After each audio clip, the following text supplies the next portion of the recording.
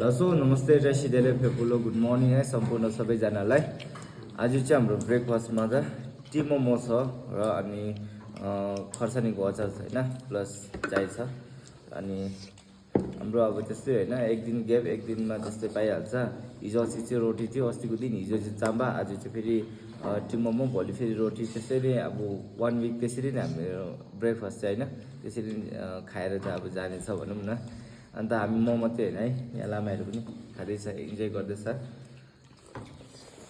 एकदम बढियाले। म पनि एकदम टेस्ट गरिदिउँ न होइन। दामी माछालाई थ्याङ्क यू सो मच यति मिठो बनाउनुको लागि। र यहाँ मेरो भाइले पनि खाँदैछ, मेरो क्यामराम्यान। कस्तो छ टेस्ट? दामी छ। उता पनि छ है, केटाहरू इन्जोय गर्दैछ। गाजीपुर कस्तो छ? मिठो छ? सिमुद्दे मिन्दु मिन्दु भन्छु नि ल। ल ठिकै छ।